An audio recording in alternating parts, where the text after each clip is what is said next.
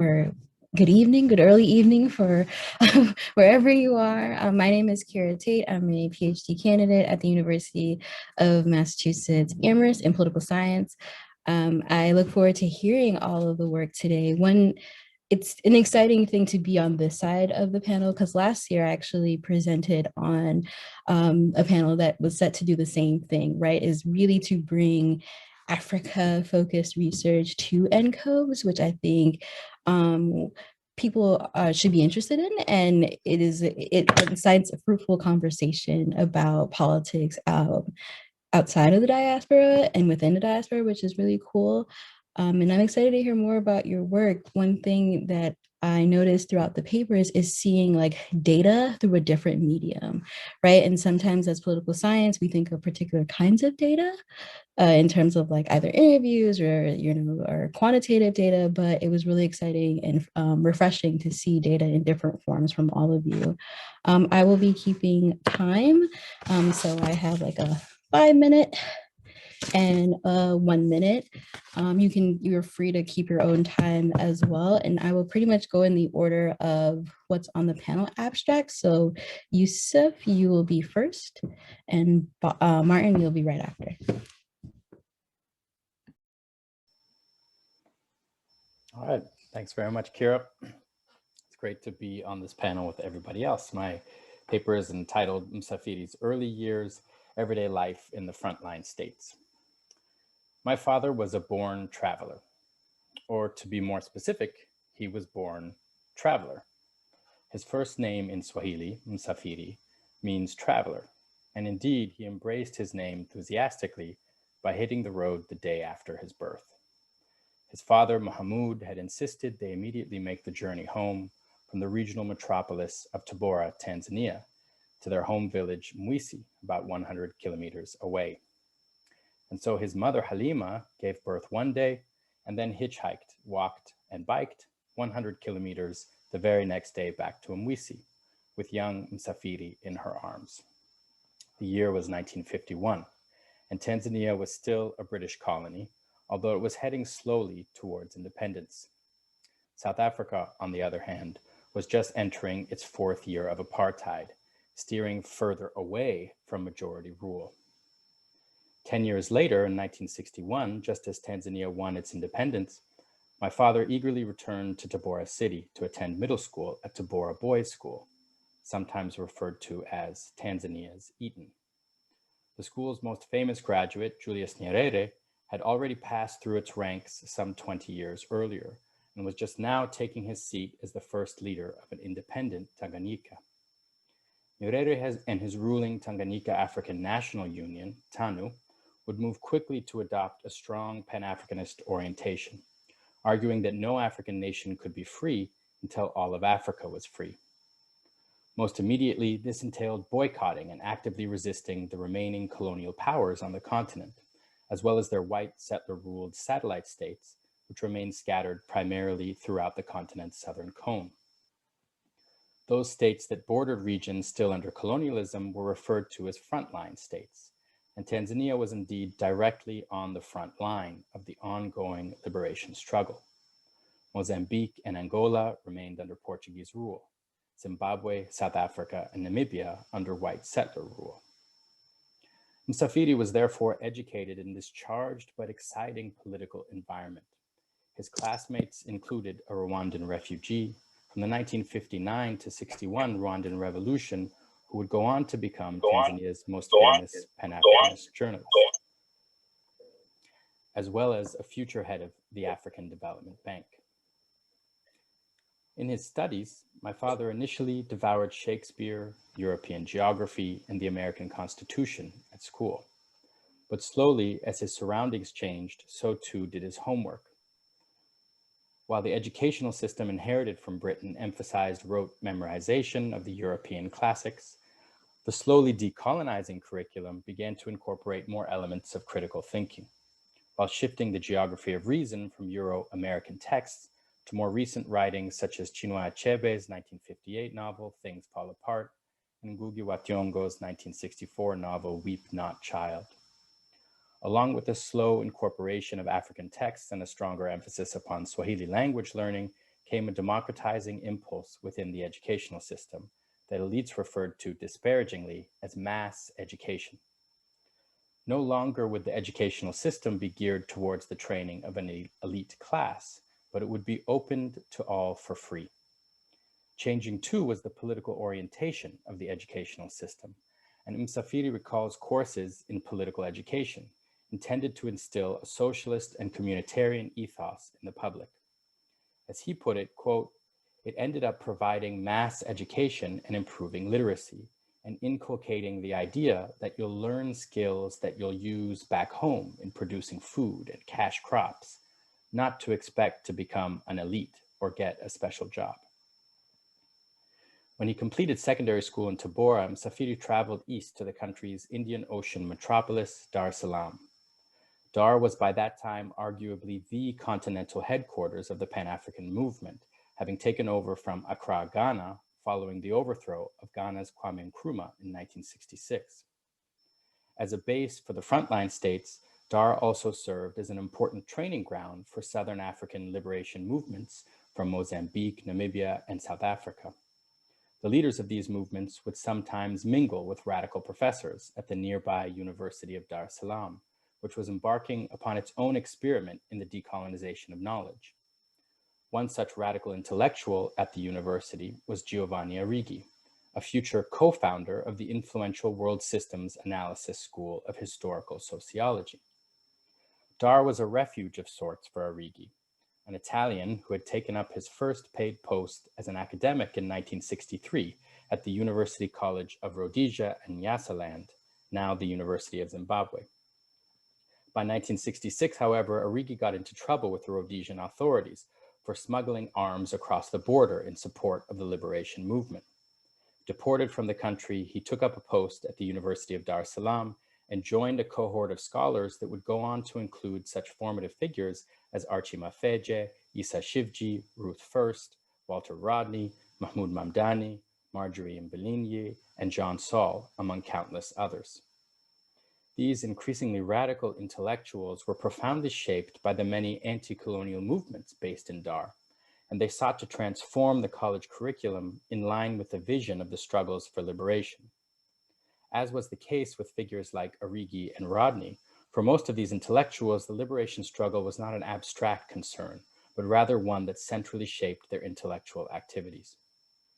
The leaders of the liberation movements based in Dar, like Eduardo Mondlane of Frelimo, could sometimes be found visiting professors like John Saul or Walter Rodney on campus, engaging in long discussions about the political orientation of liberation movements, the changing structure of imperialism and global capitalism. Mondlane would tragically be assassinated in 1969 with a package bomb addressed to Frelimo headquarters in Dar es Salaam. Such events did not pass unnoticed by locals. While my father was unable to attend the prestigious University of Dar es Salaam, he was admitted into a technical school in the capital, the next best thing. He recalls that around the time of the assassination of Mondlane, the school curriculum began to incorporate military training. As Msafiri states, so everybody had to learn the basic defense techniques. In case of an attack from the south by the Portuguese or the South Africans, you'd know how to defend yourself or to minimize the impact of that attack in your community. So some training on how to use guns without actually firing any bullets, tactics in hide and seek, or to secure facilities that were important, like water towers, a generator in the area, how to protect and secure that. Msafiri would luckily avoid having to put his military training to much use, as he soon qualified for a once-in-a-lifetime opportunity that underscored his parents' genius in naming him Traveler at birth. After noticing an ad in the local newspaper, he signed up to take a qualifying exam for a United Nations-funded program to train East African airline pilots. While aviation was still extremely rudimentary on the continent, everyone could see the writing on the wall. Flight represented the future. The airline industry was therefore embraced as one of many fields that required nationalization and the gradual phasing out of a dependence upon the few predominantly white foreigners with the requisite training to fill such positions. Passing his exam successfully, he traveled first to Uganda, then under Idi Amin's rule, and was lucky enough to be among the first 5 pilots from Kenya, Uganda, and Tanzania sent to Scotland for flight training in 1972. He returned in 1973 with an automatic job flying for East African Airways, a regional airline formed through a partnership between the governments of Uganda, Tanzania, and Kenya, then headquartered in Nairobi. When East African Airways went bankrupt in 1977, he would network his way to the Persian Gulf states, where family members from his father's side of the family, originally from the country of Oman, assured him that a similar regional airline initiative was also looking to hire pilots for its growing business. He secured a job in the island country of Bahrain with Gulf Airways, initially a partnership between Bahrain, Oman, the UAE, and Qatar. As a result, my sister and I were born in Bahrain, and we grew up hearing stories of African independence movements practically every night at the dinner table. Most prominent among these stories during our youth in the 1980s was coverage of the anti-apartheid struggle in South Africa. Both my sister and I would go on to study the anti-apartheid movement while in college, keen as we were to draw parallels between the historical movement against apartheid and our campus activism at the time, which was centered around the ongoing Palestinian struggle against Israeli apartheid. These interests would carry over into graduate school, where I completed a dissertation on the contemporary South African social movement, Abahlali Basemjondolo, or the shack dwellers. Arguably, Abahlali's struggle highlights the frustratingly persistent nature of geographical apartheid in the purportedly post-apartheid present day, as South Africa's cities, not unlike cities in the United States, are still profoundly shaped by an apartheid logic. This study forms the basis for my ongoing first book project.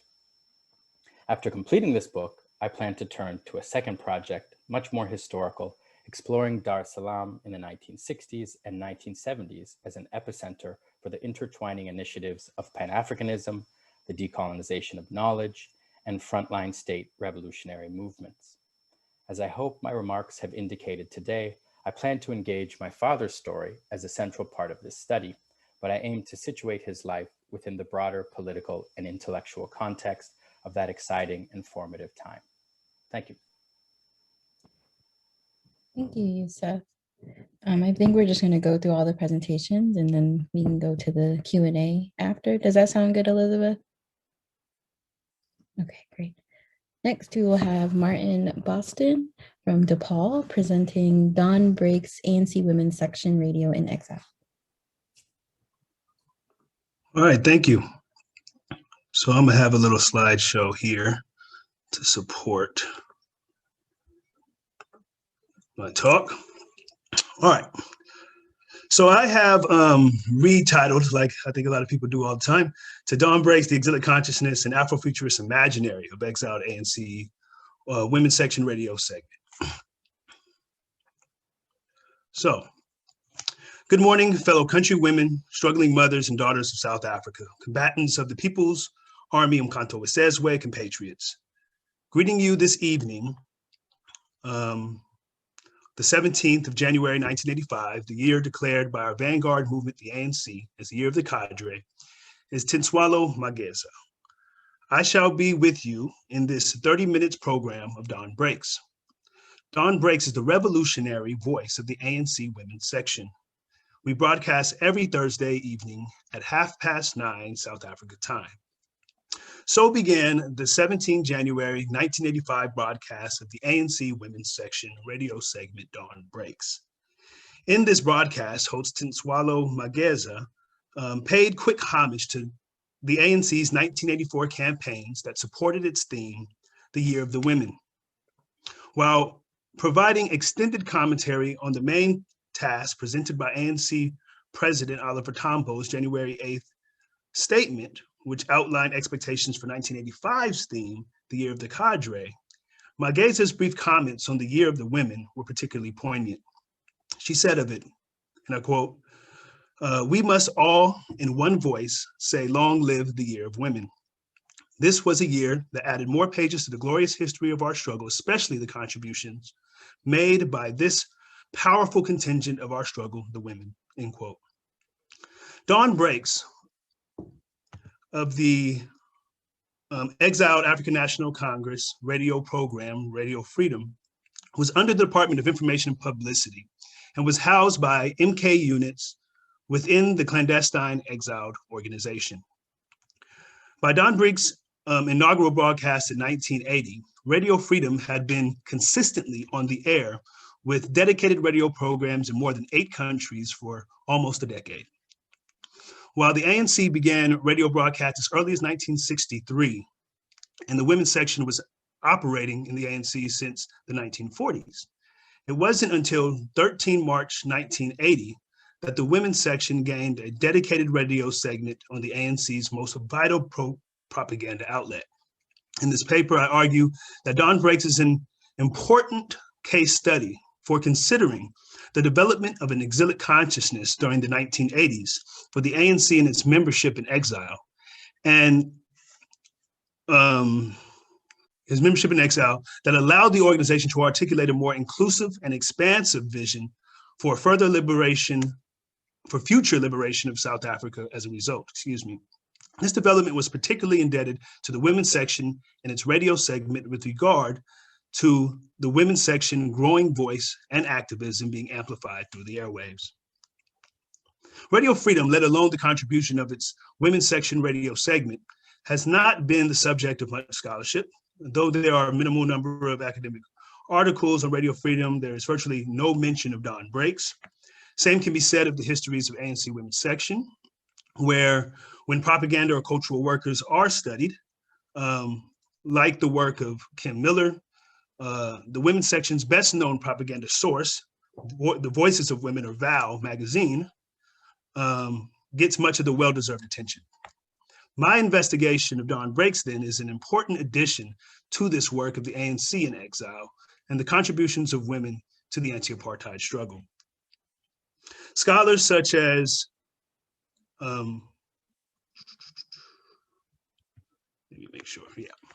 Scholars such as Shireen Hassim and Cameron Hurley have argued that the history of the women's section was most centrally dedicated to the ANC as the vanguard movement for national liberation. However, over time, it became equally clear that for the women's section, this national liberation had to consider the women question. History shows, particularly through the work of Hassim and scholars like Tom Lodge and Stephen Ellis, that the ANC was resistant to discussing these issues on a national level and had its struggles with gender oppression within its own ranks, to say the very least.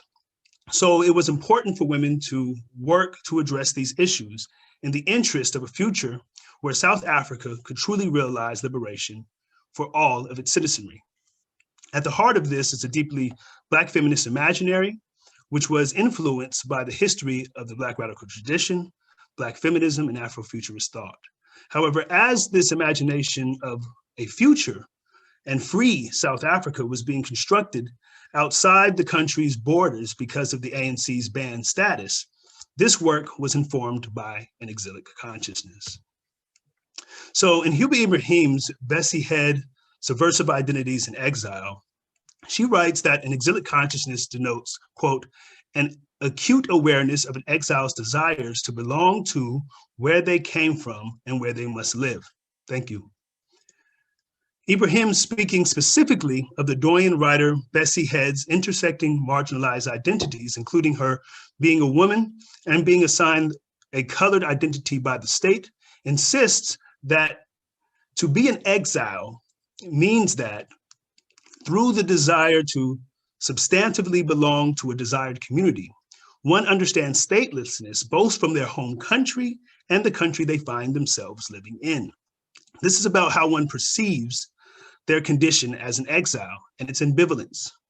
Exile, by definition, is a condition of uncertainty and isolation, which implies that one who is subjected to this condition seeks certainty and kinship.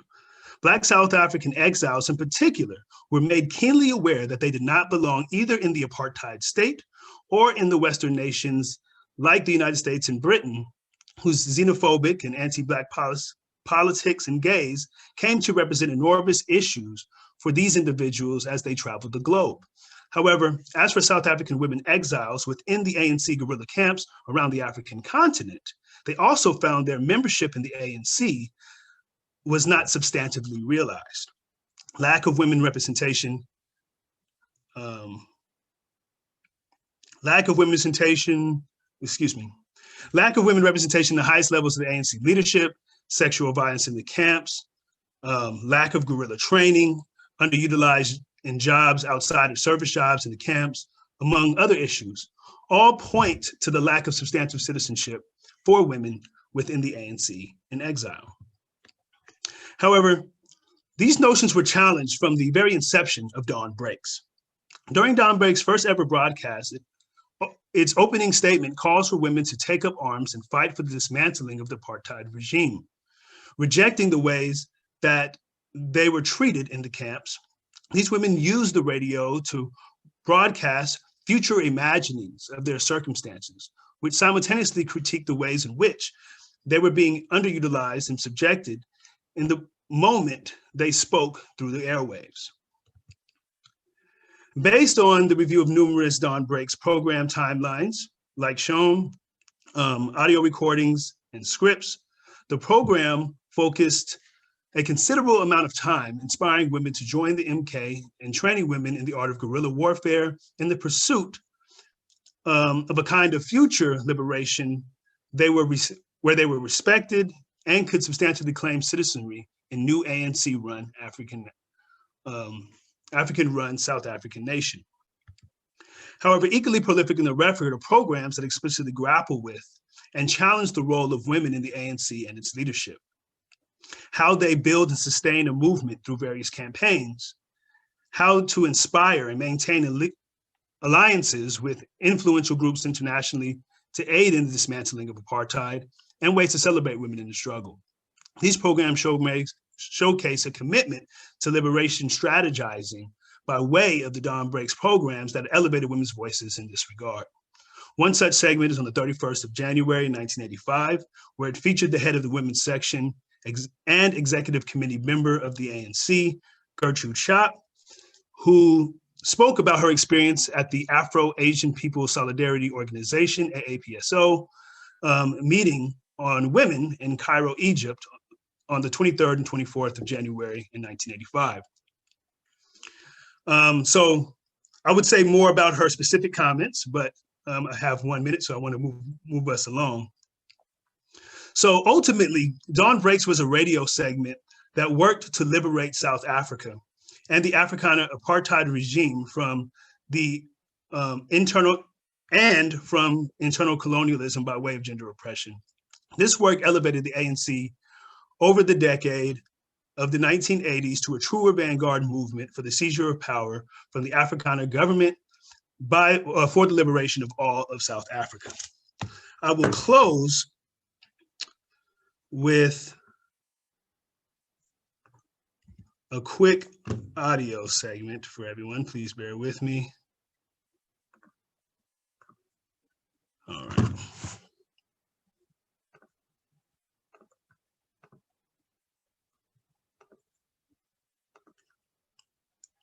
And thank you for listening. This brings us to the end of today's edition of Dawn Breaks, the revolutionary voice of the African National Congress Women's Section. Coming to you every Thursday evening at 9:30 South African time. We broadcast from the external service of Radio Zambia, Lusaka, on short 361 meter bands, 9505 kilohertz. Until next Thursday, this is Ntantala on behalf of the ESU Women's Section, saying good night. The struggle continues. Victory is certain. Thank you. Thank you, Martin. Next, we have Amanda Joyce Hall from Yale University and the Center for Black Studies at UC Santa Barbara, presenting Azanian Politics in Exile, Building Anti-Apartheid in the European Left. Thank you so much, and thank you for the presentations that have already gone. They've been really generative and provocative.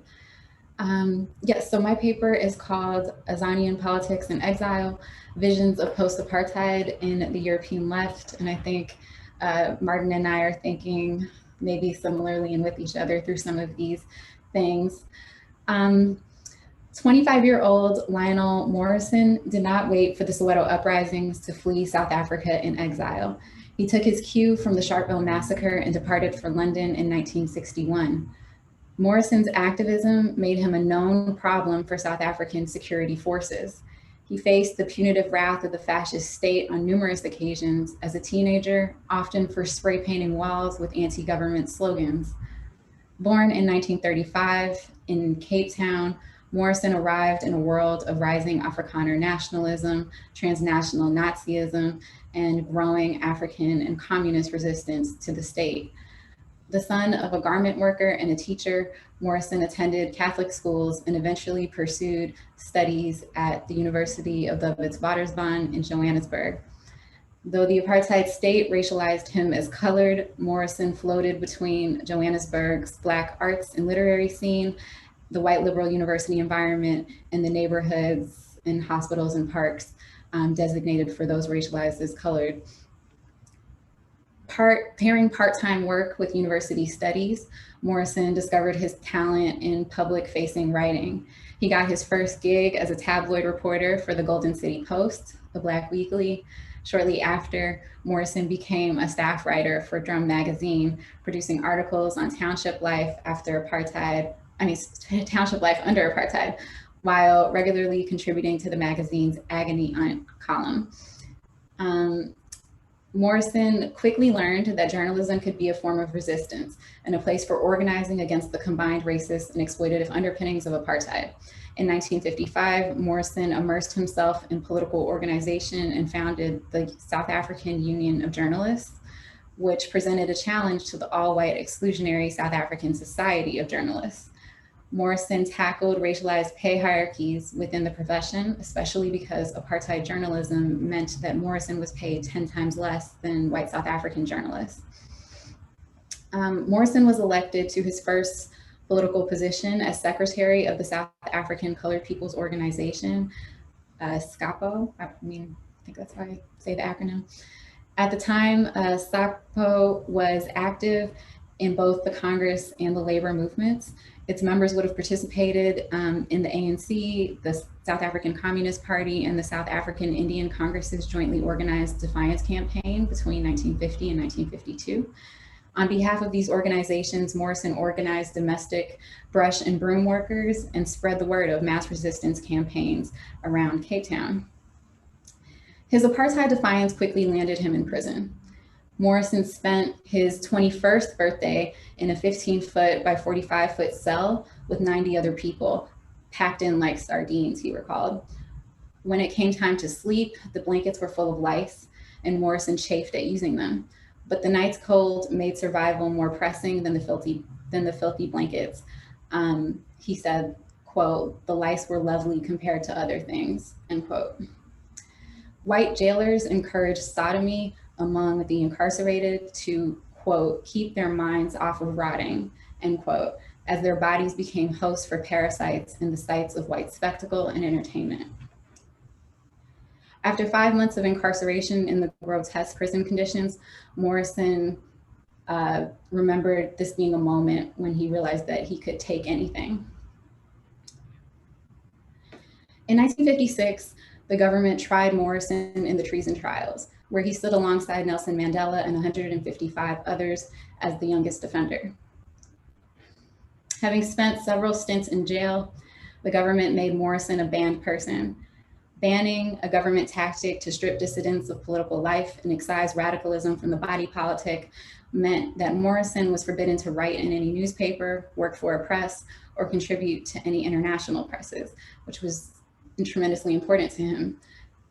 Banning also mandated social isolation, removed Morrison from religious life, and prevented him from enjoying the company of more than 2 people at a given time.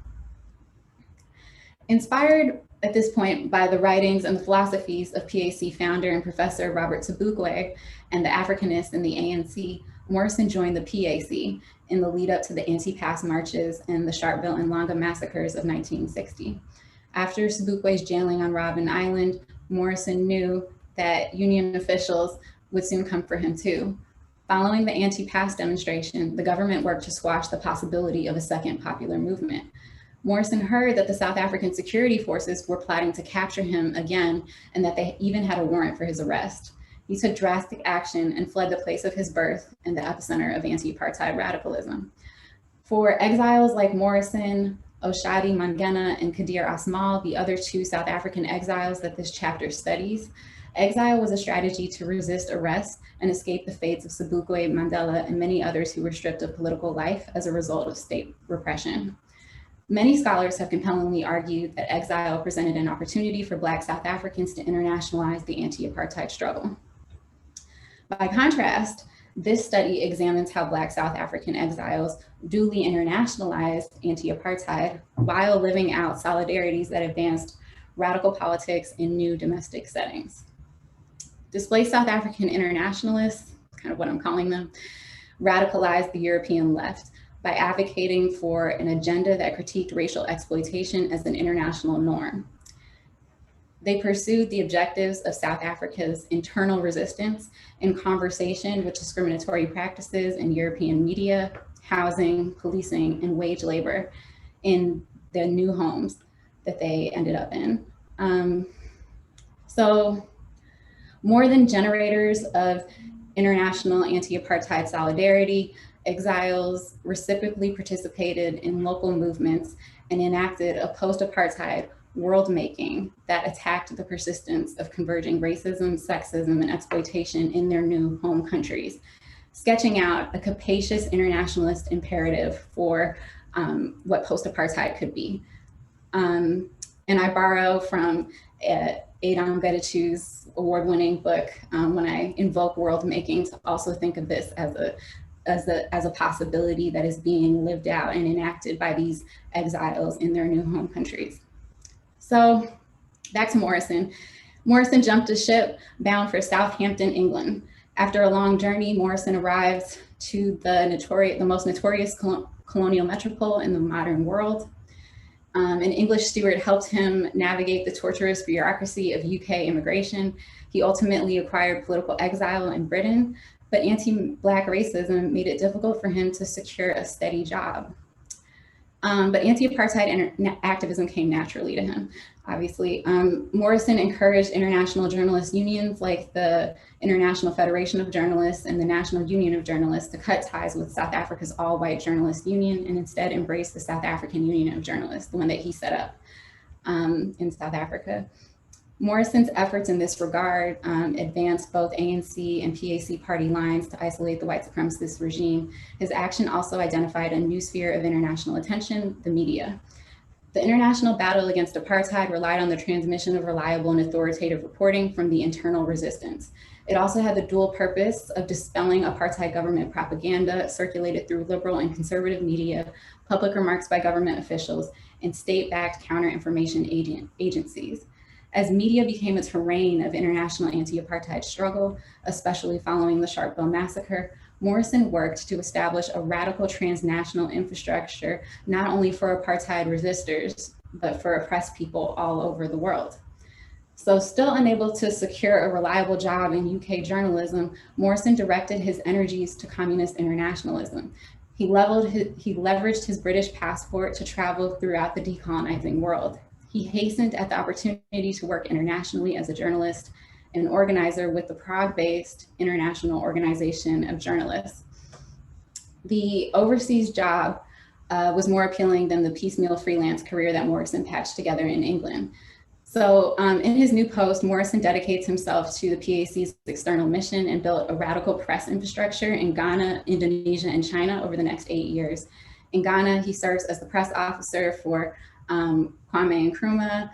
He works on Nkrumah's newspaper, The Evening News, and then he leaves Ghana in 1963, and he goes to Jakarta, where he serves as a PAC representative to Indonesia and China. And after the coup in Indonesia, he goes to Beijing on the eve of the Cultural Revolution, and he lives in Mao's China for another 4 years, working for the Afro-Asian Journalists and the Afro-Asian Journalists Association. And so by 1969, he returns to England, he gets married, and he still continues to struggle. He still struggles to find employment in England. And so he dedicates his life for the next 35 years to working to desegregate Fleet Street, build Black cooperatives, and fight for a robust welfare state in the UK. So I am pretty much just using this chapter to follow these three activists and see the ways that they both internationalized and localized liberation politics in Europe and giving radicalism in Europe fresh roots. So thank you for listening. Thank you, Amanda. Next, we have Tiffany Caesar from Johnston Hopkins Elementary School, presenting on a note from Phyllis Ntantala, mothering Black resistance movements in South Africa and Detroit.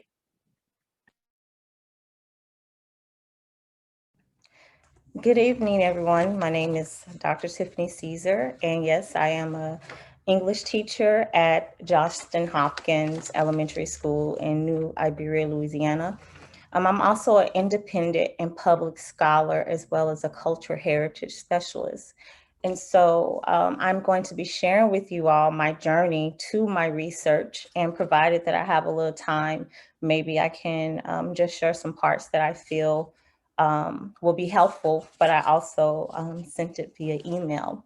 So I entitled this ongoing piece, A Note from Phyllis Ntantala, Mothering Black Resistance Movements in South Africa and Detroit. Have you ever chased a moving spirit? I mean, literally chased a moving spirit from one country to another in search for an unfinished story concerning a South African woman and her contribution to the Black resistance movement in both South Africa and the United States. Phyllis Ntantala has reminded me since I met her in the Nelson Mandela Museum Library in Ntantala, South Africa in 2017, that I had to help amplify her story as a transnational activist in the anti-apartheid movement and the civil rights movement. I'm chasing her spirit. I was a Nelson Mandela Museum, Michigan State University Museum curatorial fellow for the second summer in a row when I found Phyllis Ntantala words. Then I was still a PhD student at Michigan State University's African American and African Studies program. While I was in South Africa that year, 2017 and 2018, I had a three-pronged agenda: finish my curatorial fellowship at the Nelson Mandela Museum, to collect part of my data for my dissertation concerning Black women who owned and operated African-centered institutions in South Africa, and become a Sangoma. 2 out of 3 missions were accomplished. My spiritual journey took a different direction. Though I did not finish my Sangoma training, I started an additional spiritual journey with Phyllis Ntantala after I found and read her autobiography at the Nelson Mandela Museum Library, A Life Mosaic, the autobiography of Phyllis Ntantala. My first tangible manifestation of her relationship, of our relationship, Phyllis and I, would take 3 years to materialize. I was literally roaming through the museum when I went to the library and was looking for a book to read, and I picked up that book, and it literally changed my life. From 2017 to 2018, I studied the book and was amazed at her life. She lived in South Africa and Detroit. She was an educator, a mother, activist, and most notably, a writer whose words reached many. However, my point of intersection with Phyllis Ntantala occurred when I read that she lived in Detroit, Michigan for almost 10 years, and yet her autobiography did not shed much light on her experience. It should be noted that she moved to Detroit, Michigan in 1975 after her husband, A.C. Jordan, died. Her family was able to come to the US because her husband was a world-renowned South African scholar. He obtained an academic post at the University of Wisconsin, which afforded him to move his family to US during apartheid South Africa. However, upon his death in the US, Phyllis decided to stay. During this period, Phyllis began to travel around the US and speak concerning the challenges of apartheid, and African American organizations and leaders welcomed her. She soon set roots in Detroit, Michigan, with the assistance of another South African activist in Detroit at Wayne State University, Professor Molebatsi Ntantala. And through her relationship with him, they would go to different places around the United States and spread information concerning what was happening in South Africa. However, Phyllis did more. She wrote a book while she was living in Detroit, Michigan, called An African Tragedy, A Black Woman Under Apartheid. And she wrote this with Agasha Production in 1976, which was a Black radical press in Detroit, Michigan.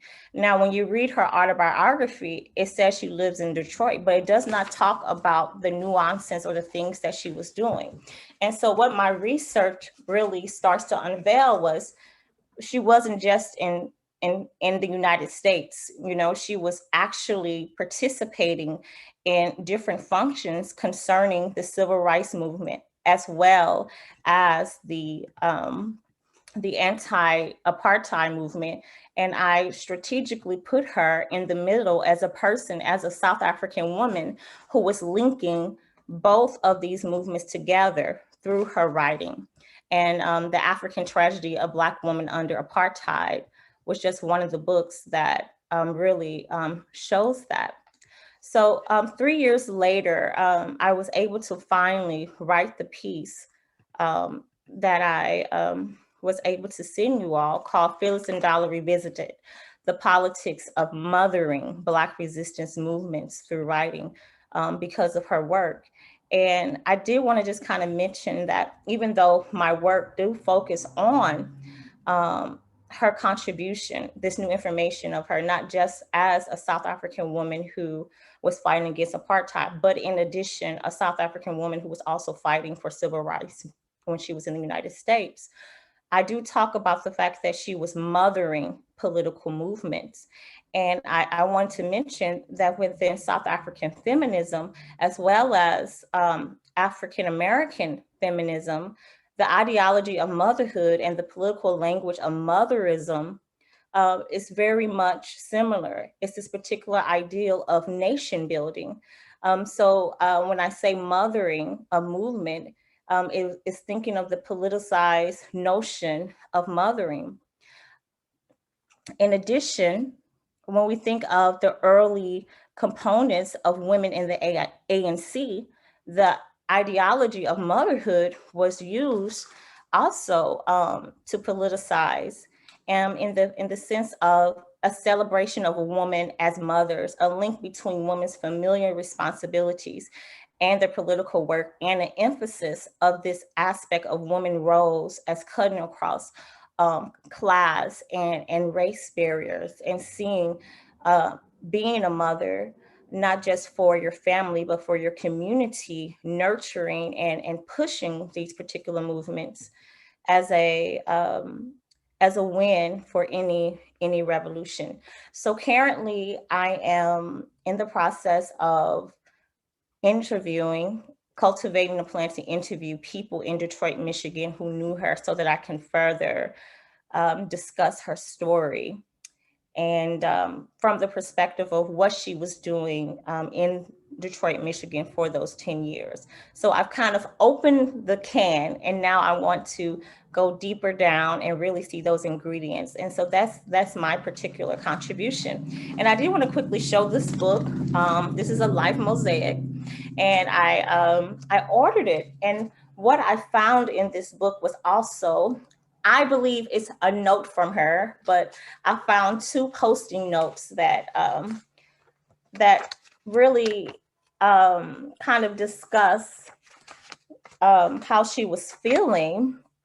And it says, the notes basically say that she really hate that the book did not include certain images. And then it says, Happy New Year, Phyllis.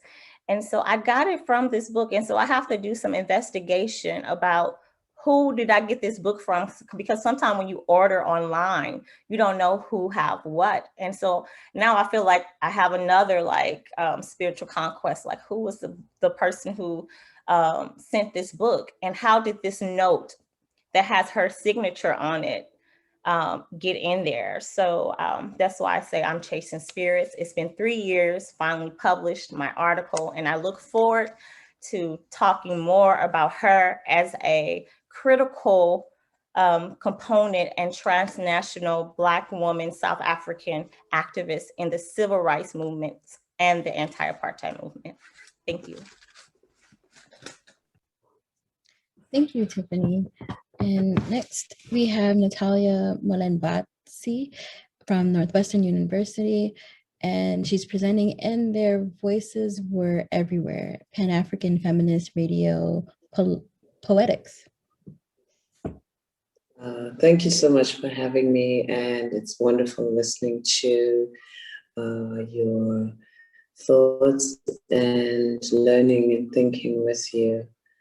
I am a PhD student from Northwestern University, and I'm also a poet and a cultural worker, and I am going to read a paper that was part of my master's project, and their voices were everywhere, Pan-African Feminist Radio Poetics. I have always loved radio. As a child, I was fascinated by the power of this little box that could house a cacophony of voices and could command its listeners' attention. My grandmother loved listening to the radio, and I loved how she listened in awe to the voices of women on a small transistor radio while doing her chores or working in the homes of other white women. As I got older, I grew to understand the real power this medium wielded over people's lives as a tool to sustain the status quo, even after the official end of apartheid. I started to yearn for alternative Black voices of women, especially on the radio. I wanted to hear women who were angry at misogyny, who were creative, and whose joy was uninhibited.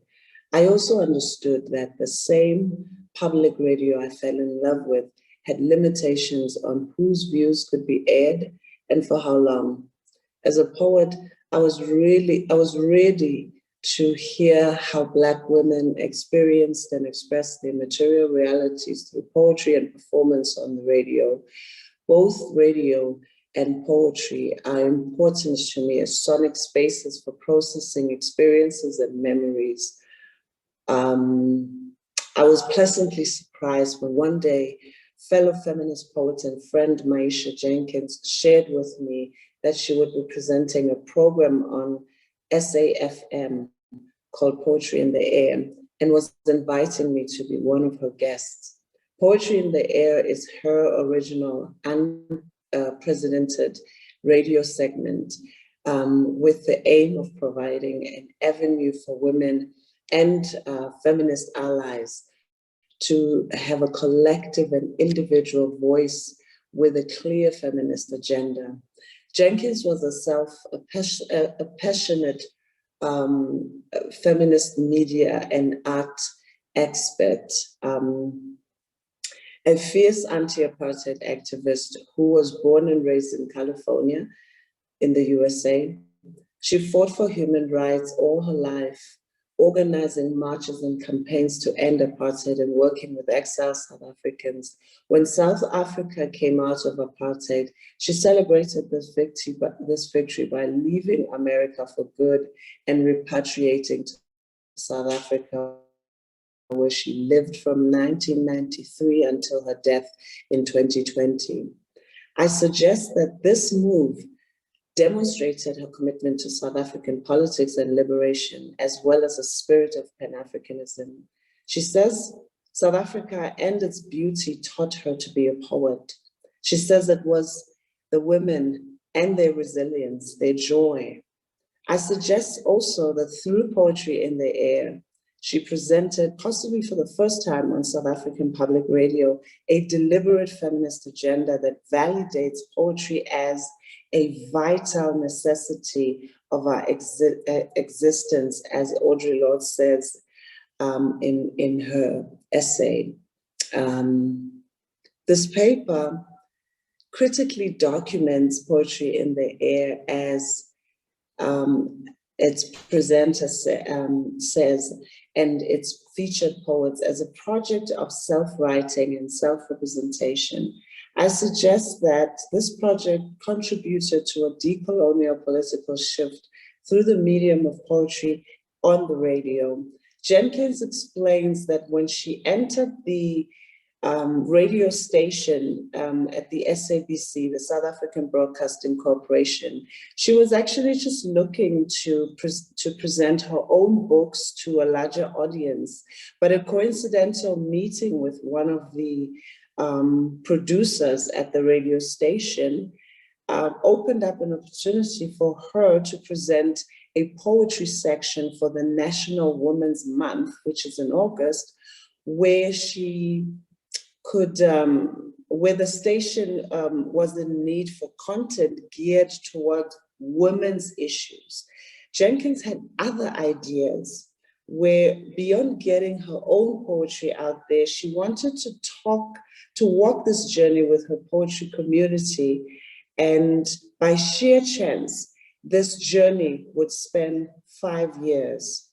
Through close readings of this 15-minute segment over 5 years between 2012 and 2016, I discovered that this project contributed to media activism, where poetry was a strategy for feminist intervention against the erasure of Black women's voices in the media, as well as speaking up against the violence meted on Black women.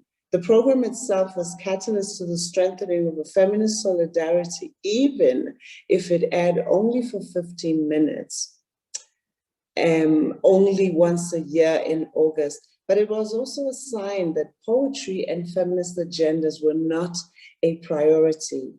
Jenkins' persistence, however, gave me the opportunity to realize the study, which in turn presented me prospects to reflect on how to hear and see Black women's creative epistemologies in the public sphere. My research also opened my eyes to the lack of research on Black women's cultural contributions to public performance and the media, which inspires me to constantly ask, whose narratives matter? What impacts do media and cultural gatekeepers have in today's highly digital yet unequal society? Poetry in the Air was also used as an anti-racist strategy for Black feminist intervention. I argue that women's issues in this regard are actually human rights issues, and Poetry in the Air offers new ways to see and hear women's work as worth. In this way, we are offered lessons about both the representation of feminist poets on the radio, as well as the role and contribution of these poets towards the nation's collective and individual or community and movement building. In the context of Poetry in the Air, the poet's activism is based on weaving creative language and media technology in order to pour into the realities of women in South Africa in what poet Lebogang Mashile terms the refuge of creativity to turn to when we are assaulted by the realities that we face in this country. Another poet, Makosa Zanatlaba, writes and presented her poetry about women often erased from media discourse. In her poem, Tlaba shares her art on worker women who are often unheard and unseen. Theirs is not a dream job. Tlaba highlights the easy to ignore personhood of her subjects and affirms their dreams beyond being servants. In her studio conversation with Tlaba, Jenkins asked, writing about women's work, the things they do, what brings that to you? I know as a feminist there's an eye to what to what you have, but why do you think that's important?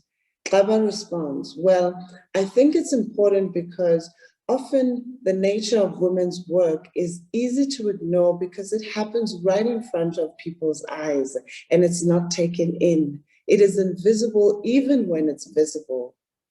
Jenkins asks, why did you write these poems?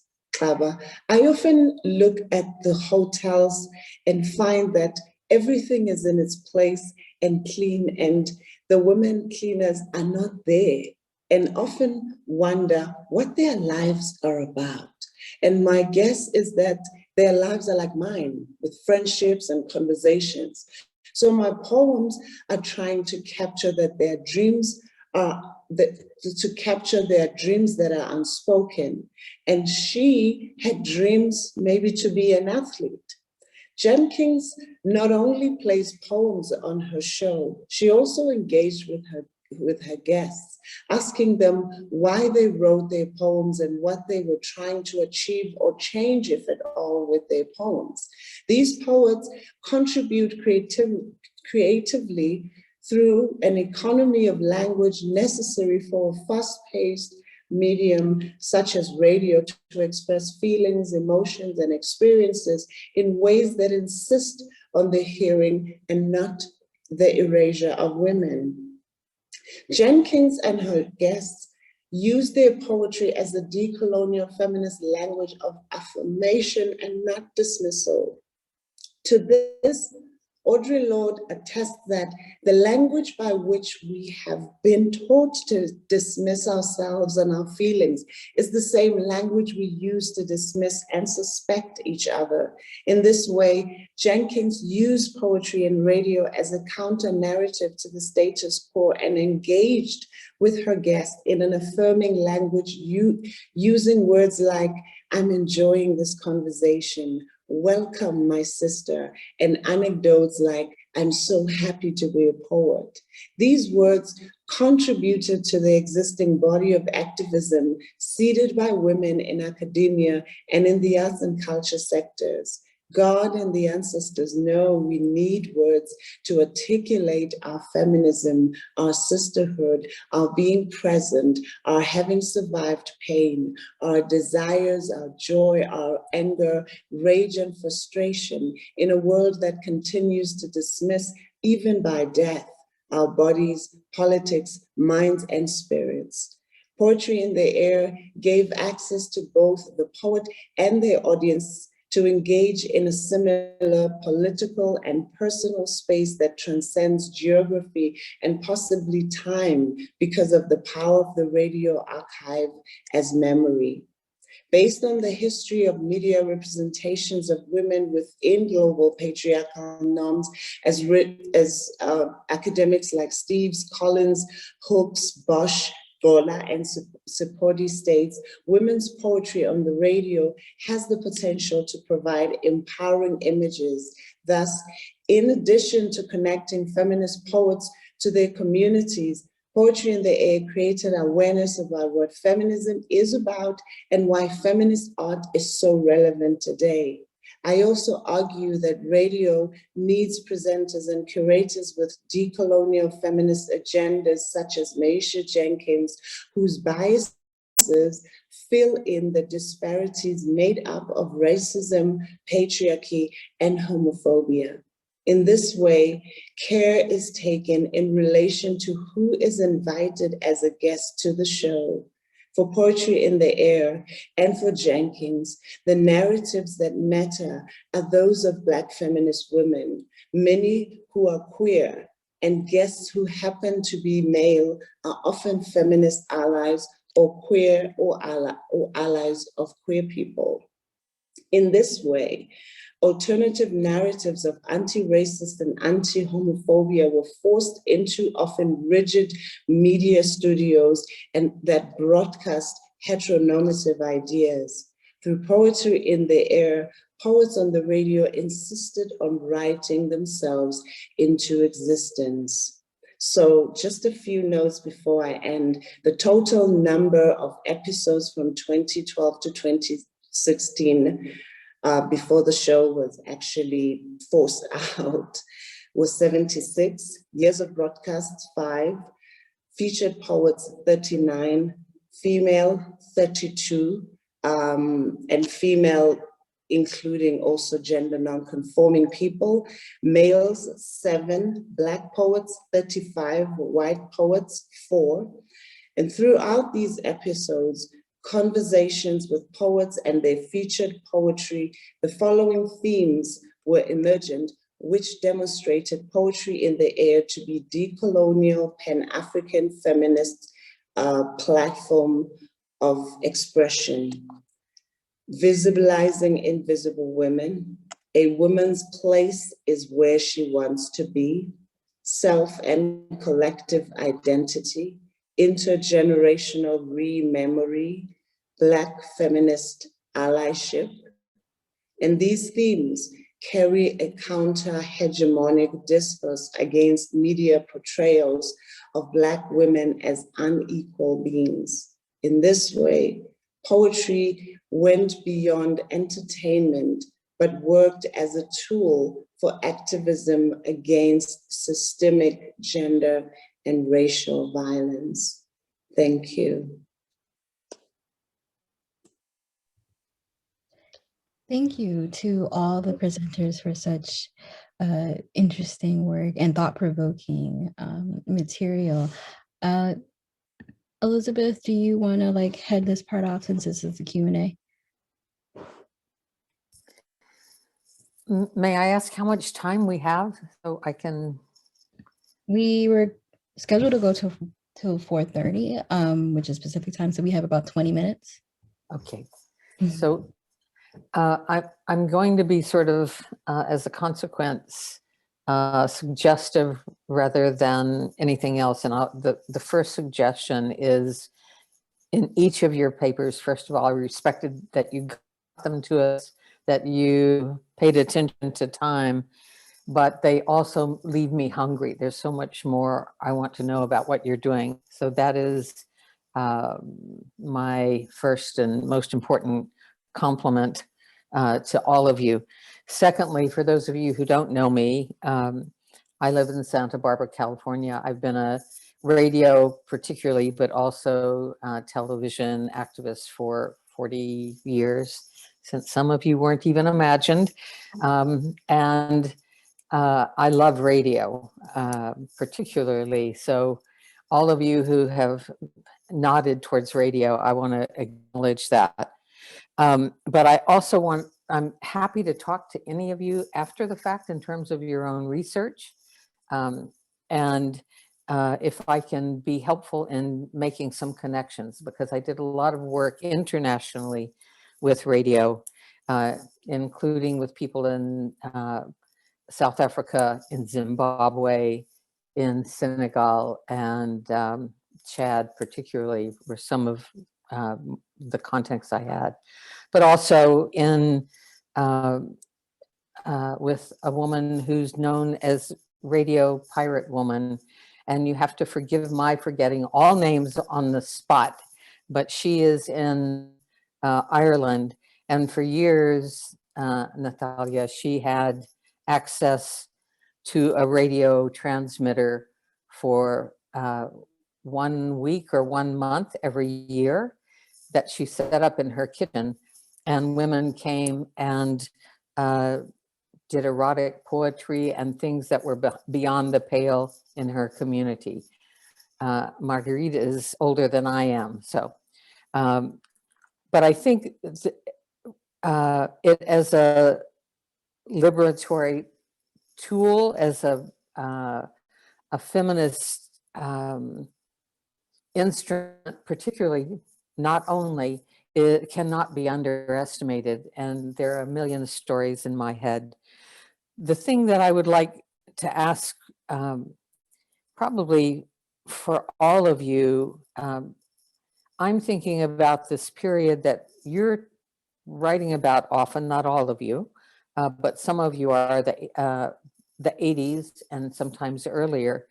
At those very times, there were things like the International Women's meetings. There was the Decade of Women that the United Nations had declared, and then meetings in places like, I think in maybe 1985 in Kenya, there was a huge meeting of women, and there was a large contingent of women in radio.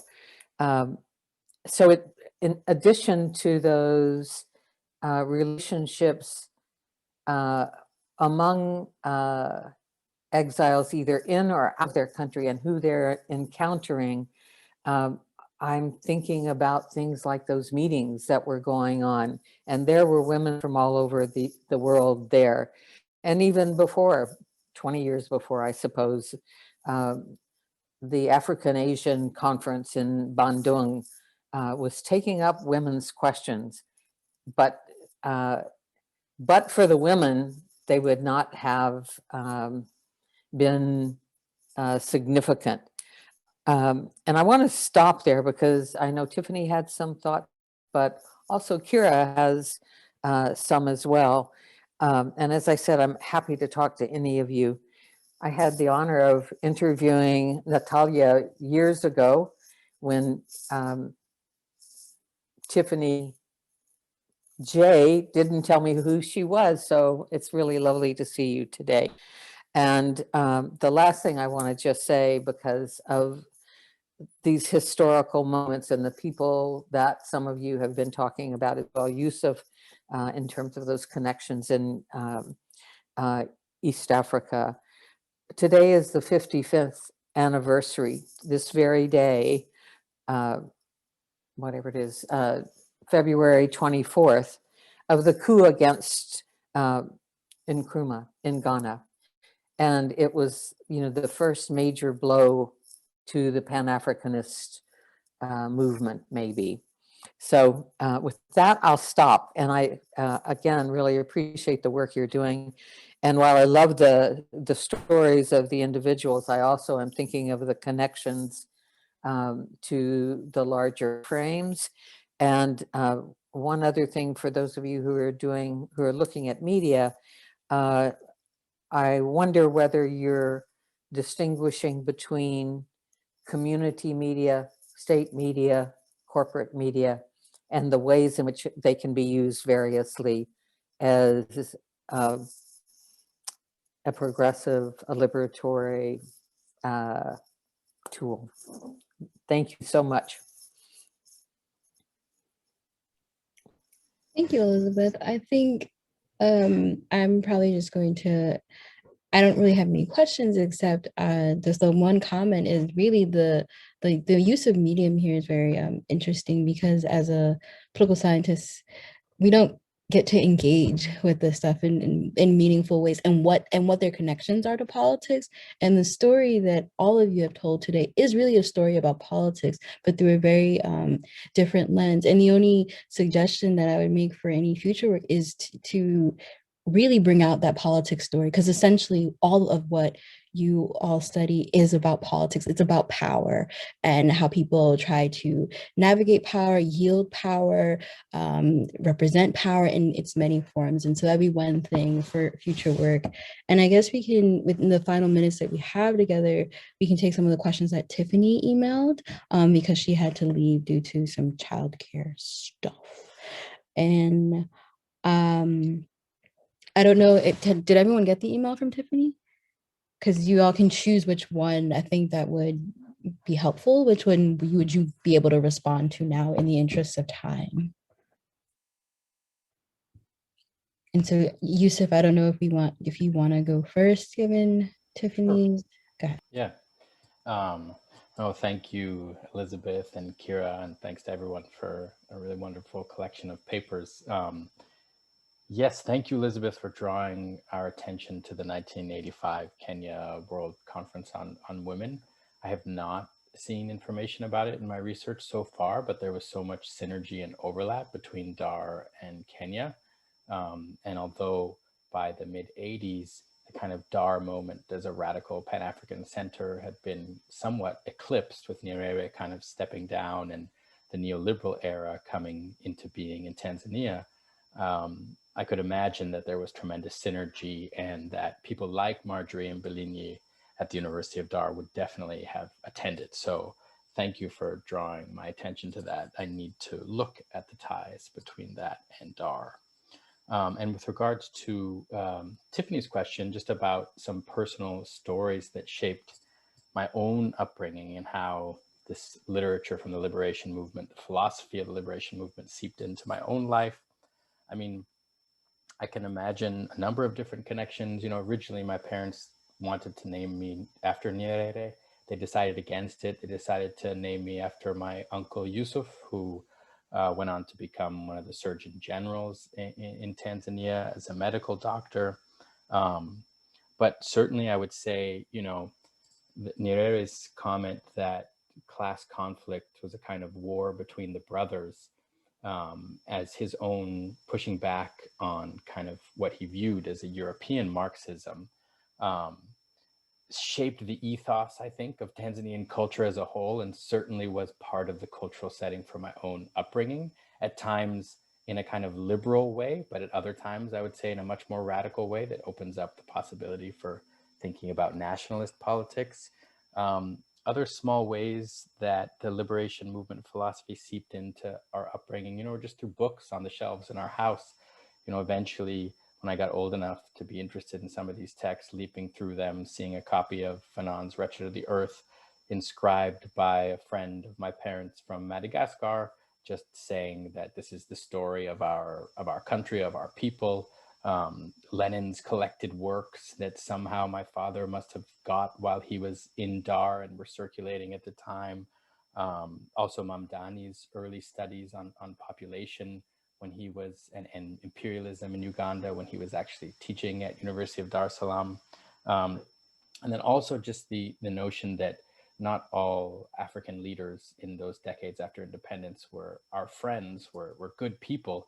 Certainly my father shared, you know, jokes and stories about Idi Amin in Uganda as both a kind of reactionary leader, despite some best intentions to present himself as an anti-imperialist, and also just a funny guy who was not an ideal figure to have running your government. In fact, Tanzania participated in overthrowing him eventually as a desire to get rid of what they saw as a kind of reactionary government. So those are some of the ways that I would say the milieu I was raised in kind of seeped into my own thinking. Thank you. Amanda, did you want to go next? Or this is how Tiffany wrote her comments. Please. Okay. Yeah, so I got a few great questions. I think the one that I'll think about maybe is a really one that kind of gets at the heart of the chapter, which is Tiffany asked, why does biography enable you to undertake your work in theorizing about Pan-Africanism and internationalism, the third world, decolonizing politics? So why this focus on three individuals and their biographies as opposed to an organization or some other subject? And I think that biography enables me to kind of unlock from some of like the rigid boxes that we put these different ideas and ideologies in, and just see how people try to live them out and the ways that they fell short of living out some of those prescriptions, but also ways where they innovated them and perhaps amended what they meant, especially in the different contexts that someone like Morrison travels to. So I'm hoping that that type of like approach or way of thinking about just the individuals helps me get at some of the nuances within some of these really big things that we think about when we think about Pan-Africanism or internationalism and third world decolonization. So yeah, that's my thing. But I do feel the need to engage a lot of the the work that Martin was talking about exilic consciousness. It's something that I haven't yet dove into, but I think that it dovetails nicely with what I'm speaking about. So with that, I will turn it over to you, Martin. Or no, maybe I didn't mean to skip you. Kira, I didn't mean to take your role. Totally fine. Natalia's comments are next. So Natalia, you can go ahead.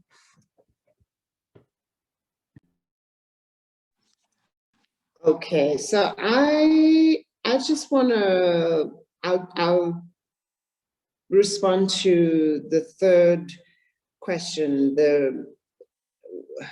really curious about how we understand the relationship between and difference between dawn of freedom and poetry in the air. I'm interested in this question that Dr. Willoughby Herod asked, because it links with Elizabeth's question or comment about the connection or our interest with public radio or corporate radio, or that distinction between our work, whether we're doing or why we do, what kind of radio are we interested in. That was an interesting observation also. My interest is with public radio because of the resilience of public radio, and radio in general is a resilient medium. It doesn't matter where you go, you find it, whether you're in a taxi, whether you're in your car. And radio, it will morph into digital. You'll find it in corporate space, but public radio, and you were also saying, Kira, that it is politics. Public radio is politics because it is taxpayers' money. But whether it's important, because if there is a dictatorship, if there is corruption, you're going to hear it on public radio. If there is homophobia, if women's rights are being infringed upon, you're going to find it on public radio. So if you want to know how people are oppressed or not, if you want to hear how unequal a society is, how distant the disparities are, you just have to listen to public radio and you're going to get it. So this is why I'm interested in public radio, because that's where you get a sense of those politics and those struggles. You just have to listen to two broadcasters, a man and a woman, and get a sense of, what are the politics of the woman broadcaster, what is her voice in there. So really the dawn of freedom and this kind of poetics, the feminist poetics, they link for me with radio, as opposed to digital radio, where women and queer people will just have their voice. But these are privileged voices. If you're in where I live, I can have my own radio station in a digital space, but data and internet is expensive in South Africa. We actually one of the most expensive, or if not the most expensive internet accessed country in the world. So issues around access, issues around just, it takes you also to even public education. In the 80s, we were educated to just be ready to take instructions from white people. So it has to go back to education? Are we going to be educated to be entrepreneurs, to be able to educate ourselves and grow up to have the mindset to get into our own radio, create feminist radio stations at 15. And I'm not saying that we are not doing those things, but it's not the norm, so it's those kinds of politics. If public radio is not doing that, then we have a problem. So for me, that's the place to start from. That is freedom. And then the rest should follow. And if that is not happening, then we have a problem. Thank you, Natalia. That's really fascinating. In my own work, the radio serves as a conscientizing voice about rights for people, right? And so we get this rights awareness, and what you almost seem to be asking for is a kind of new politics related to gender dynamics, right? And identity. And that's really fascinating. Tiffany, if you would like to take it away for your response to Tiffany's comments. Can I just say before you start that I think we were about 10 minutes late starting, weren't we? Yeah. So maybe we can go over for the 4:30 mark. Yeah, I'll say that technically we have an hour and 15 minutes because this is viral. Let's just virtual. Let's just knock it out, but yeah, so I think we're fine.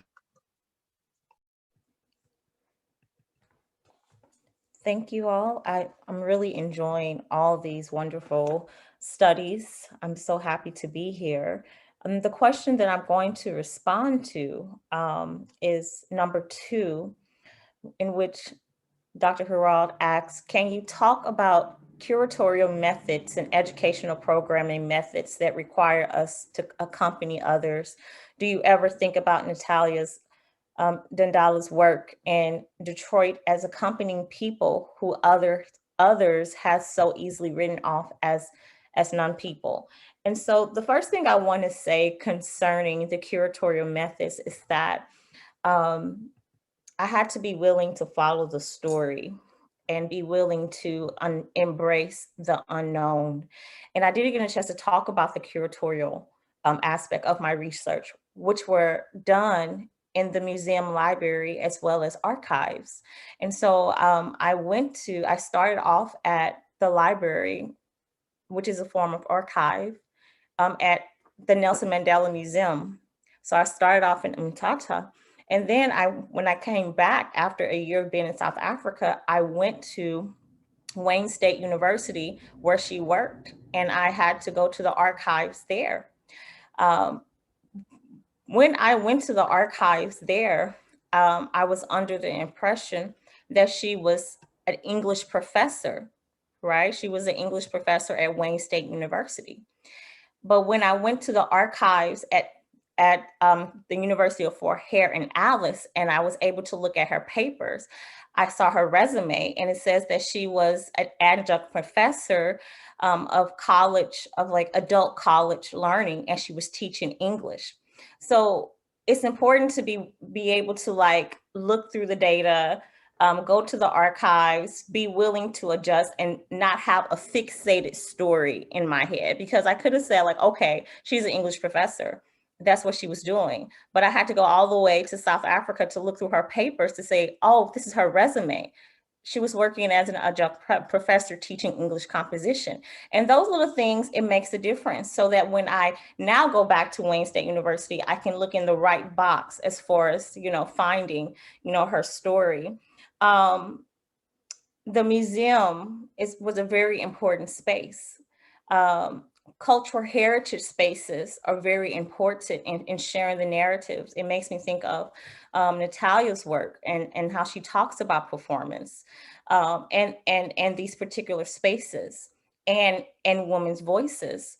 And so as far as a concern accompanying others, I would definitely say is something that I would definitely have to think more about, because her work definitely accompanied others in so many ways, as an African exile in the United States, as an activist, as a Black woman. There's so many narratives that can be pulled out of her particular story when it comes to accompanying people, as well as thinking of my curatorial methods. Thank you. Thank you, Tiffany. And Martin? All right, so thank you, everyone. These papers have been awesome. I appreciate Elizabeth here. I appreciate your time. Really, really appreciate your comments. All of this has been wonderful. And yeah, like, again, these papers have been outstanding. I have a lot of notes over here, so there's lots of things I'm gonna think about in the future. And Tiffany, just on a complete side note, I'm actually gonna start a second novel soon about a Sangoma who is banned from South Africa in the 60s and winds up being a midwife for Fred Hampton Jr. So at some point I'm gonna talk to you about some stuff. It's a complete fictional story, but it's gonna be interesting because it's gonna converge a lot of stuff I'm thinking about. Anyway, so the question I wanted to kind of just talk about, all three of these questions are great. Definitely things I want to think about. But number two, where Tiffany asked me about how I say Black South Africans being made to feel like they don't belong in their own society. She said there's something important there for me as I think about how we theorize immigration as cross-national borders, not crossing racial borders or boundaries inside one's own territory. So she was asking me to say more about that. And I think that's a lot of kind of what I'm trying to work through with this idea of the exilic consciousness is that we're not only talking about how people understand their lives once they are outside of the place in which they understand as their home country. So such as Native South Africans winding up in Europe or United States, so on and so forth, but also how the conditions of apartheid itself, right? The disenfranchisement of the Native Black subjects themselves, the past laws, so on and so forth, create this condition, already an understanding of exile, right? I think of W.B. Du Bois' Double Consciousness in the Veil as a way of thinking about a kind of clear consciousness where you understand an exile within the own space in which you find yourself living. So there's something very important there about crossing boundaries. And I think of the veil for W. Du Bois as like a very kind of cognitive boundary where people are trying to understand, how do I get past it, move beyond it, and these kinds of things. And I think this exilic consciousness is one thing that people are trying to escape, get past, so on and so forth. So I even think of like a history of maroonage, right? And kind of being exiles in their own country and seeking your own space that gets you beyond, finding a place to belong, so on and so forth. So there's a lot there that I've thought about and things that I'll continue to think about as I move this project forward. But the boundaries and crossing borders, I think, is a very kind of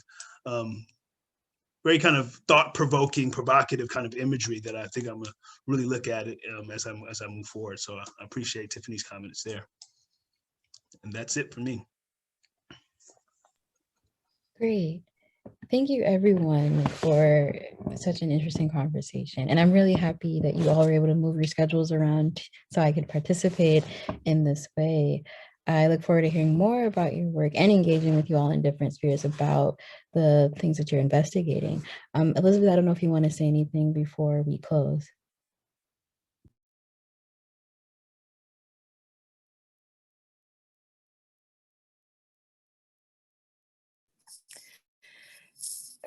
One short thing about South African radio, and I'm not going to mention particular things, but I don't want to be offensive, but it comes to those things that you're talking in terms of the exilic, in terms of masculinist approaches, etc. And I was at a conference with someone who was often identified and took for himself the title of a radio station in South Africa. And one day he spoke identified himself that way, talked about his radio station, and then identified a woman who was at the back of the room as one of his children who had come up through the radio. And she was a woman in her 30s anyway. He was probably in his, maybe he might have been 70 by then. But she stood up in this public space and denounced him and said that he had appropriated that title of father of this radio station, and that she was his child, that she had her own knowledge, her own expertise, etc. And so that was something that happened within within national boundaries. It happened in the South African context across the peculiar racial divides that characterized apartheid South Africa. But it's also about the pushback that's always going on and that's always necessary, or things just get erased again. And I think the work that you're all doing is fighting that kind of erasure. And so I really appreciate it. And thank you for letting me participate with you. Great, thank you, everyone. I hope you all have a good early evening for some of you, good morning for some of you, and a good rest of your night. Yes. All right, thank you all. Thank Bye. you. Thanks, everybody. Take care. Natalia, you Thank can you. speak now. Well, thank you, everyone. It was wonderful to think with you and to share your beautiful minds. Bye, everyone. Bye-bye.